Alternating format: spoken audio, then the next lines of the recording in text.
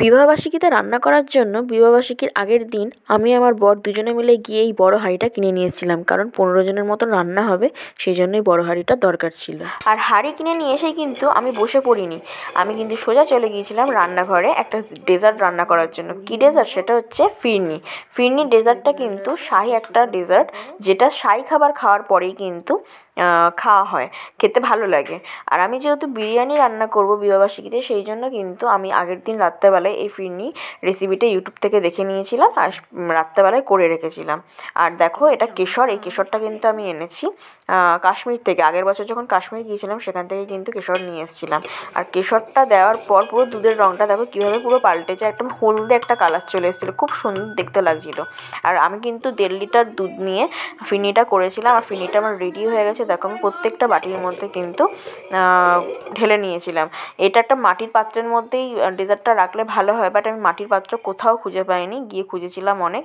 যাই হোক, ডেজার্টটা কেমন লাগছে দেখতে অবশ্যই কমেন্ট সেকশনে জানিও। আর ফিরনি কে কে খেয়েছো সেটাও জানিও। আমার ফিরনিটা কিন্তু সবাই খেয়ে বলেছিল ভালোই হয়েছে। তো দেখো, পরের দিন সকালবেলা ঘুম থেকে উঠেই কিন্তু আমি রান্নাঘরে চলে এসেছি। দেখো বন্ধুরা, কত বড় হাঁড়িতে আমি রান্না করছি। ঠিক যেই স্টাইলে দোকানে বিরিয়ানি হয়, ঠিক সেই স্টাইলে কিন্তু আমি এখন বিরিয়ানিটা করি। আর সেইভাবে বিরিয়ানিটা করতে কিন্তু আমার খুব সুবিধা, আমি শিখেও গেছি। বেরেস্তা ভেজে নিয়ে সেটার মধ্যে জল দিয়ে, তারপরে আদা রসুনের পেস্টের যে রসটা, সেই রসটা দিয়ে, বিরিয়ানির মশলা দিয়ে, মিঠা আতর দিয়ে, লবণ দিয়ে, লঙ্কার গুঁড়ো দিয়ে, যেইভাবে আলুটাকে সেদ্ধ করে তুলে নিয়ে, তারপর চিকেনটাকে সেদ্ধ করে নিয়ে, তারপরে সেটার মধ্যে আস্তে আস্তে লেয়ার দিয়ে যেইভাবে বিরিয়ানি করা হয়, ঠিক সেইভাবেই কিন্তু আমি বিরিয়ানিটা করি। এই ছোটো হাঁড়িটাই করেছি ফ্রাইড রাইস, কারণ অনেকেই আছে বিরিয়ানি খায় না, সেই জন্য ফ্রাইড রাইস করেছি। তো দেখো বন্ধুরা, কিভাবে আমি হাঁড়ির মধ্যে বিরিয়ানির লেয়ারগুলো ফেলছি। তোমরা কে কে এভাবে বিরিয়ানি রান্না করো অবশ্যই আমাকে কমেন্ট সেকশনে জানিও।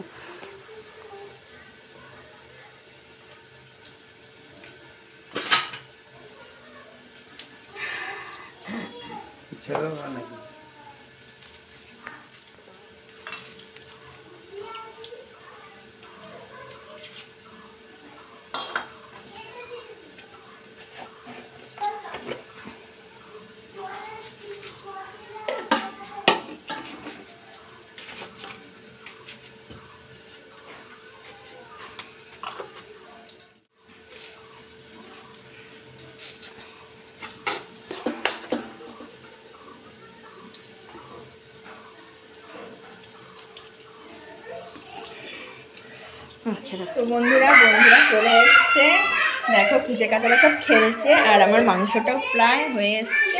আর দেখো বান্ধবীরা কি দিয়েছে আমাকে, ব্রেসলেট। চলো সবার সাথে একটু দেখা করিয়ে দিই। এই যে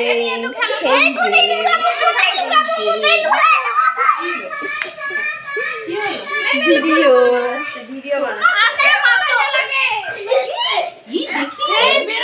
তো দেখো বন্ধুরা, আমার বিরিয়ানিটা পুরো তৈরি হয়ে গেছে, আর কেমন হয়েছে দেখতে অবশ্যই জানি। তারপর রান্নাবান্না করে নিয়ে সব বান্ধবীরা মিলে আমরা গল্প করছিলাম। এদিকে আমার বোন আমার জন্য নিয়ে চলে এসেছিলো গিফট, যেটা অ্যানিভার্সারি গিফট ছিল। সেটা কিন্তু একটা রিং ছিল, পলা রিং।